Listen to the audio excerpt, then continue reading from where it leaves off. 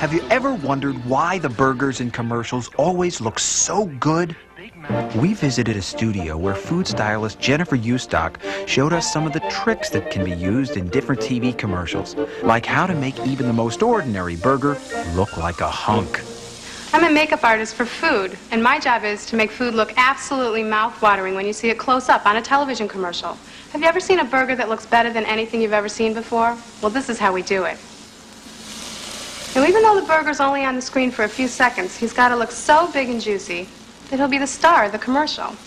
So we only cook him for 20 seconds on either side, and that way he doesn't shrink. Basically, he's still raw. Next, I want to give our star some identity, some definition, like he came off the grill in your backyard. So I brand him with my skewer. Now for the buns. After I've gone through dozens and dozens of buns, I find one with the perfect shape. Then I carefully glue on sesame seeds to give it the perfect finished look. We don't want our perfect bun to get soggy, so I take a piece of cardboard, put it on the bottom, it soaks up the grease from the burger and acts as a platform for our star to sit on. It looks a little scrawny, so I'm going to perform some minor surgery. I'm going to make 2 cuts, take out a V of the beef. We're going to spread it out on the bun so he fits, and you'll never see it because we're shooting our star from the front. Next, we're going to paint our star with food dye to give him that rich, beautiful color that looks good on television.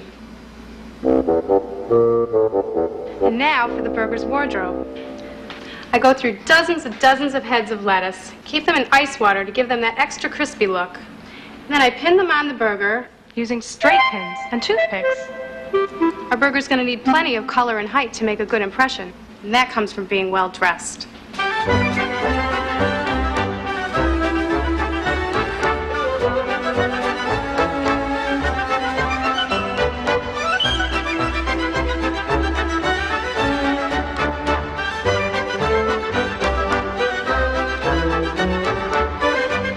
Doesn't he look awesome? He looks much taller than most fast food burgers you can buy.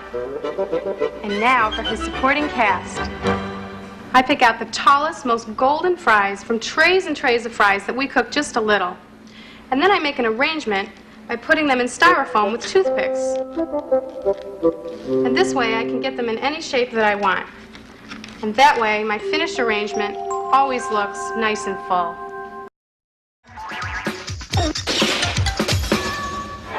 WWF figures! They got real wrestling action! 2 World Wrestling Federation figures, all set to slug it out. Get ready for some heavy action! Sound exciting? Well, not really. The figures don't make any sound at all. But listen to how this commercial makes them sound when you tune out all the yelling. Ooh, he'll pay for that. Hulk Hogan with my new Macho Master. Man, Hulkster's gonna put the squeeze on you. And now you're taking the ultimate punishment. Let's get ready! Hulk crown all of ya! New WWF figure so close to the real thing. It's like being in the ring. Pow, bang, wham. How did they make these little guys sound so close to the real thing? It's like being in the ring! With something called sound effects. I must be catching something. Wow, sound effects can make anything sound Awesome. especially in commercials. But how do they do it?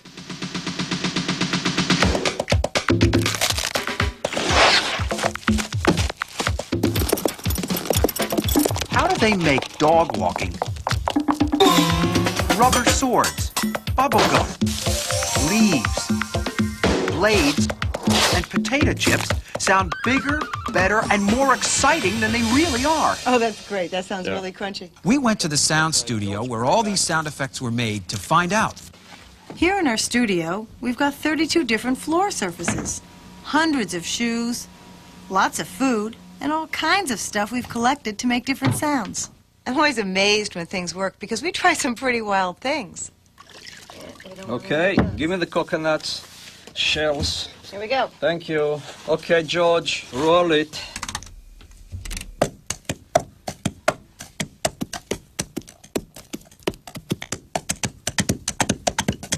Okay, looks good.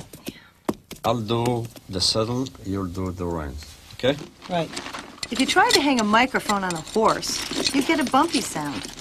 We can get a perfect sound by using coconuts, a ski boot, and some belts.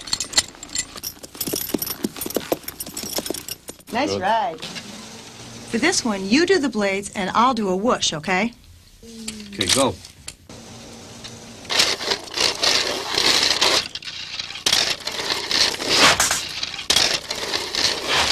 Ooh, that was a good one. Let's play that one back. Go back.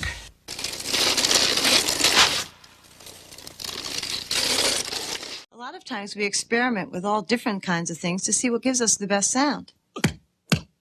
For a fight scene, even with toy figures, we might try punching a defrosted turkey. It sounds real, and no one gets hurt. Okay, cut.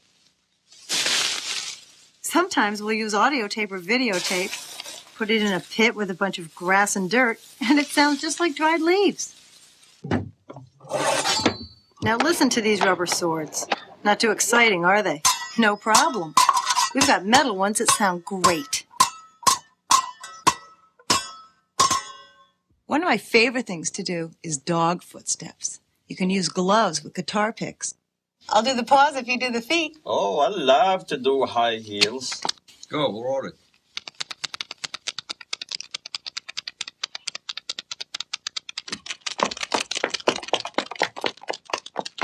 Okay, cut. Aren't we forgetting something?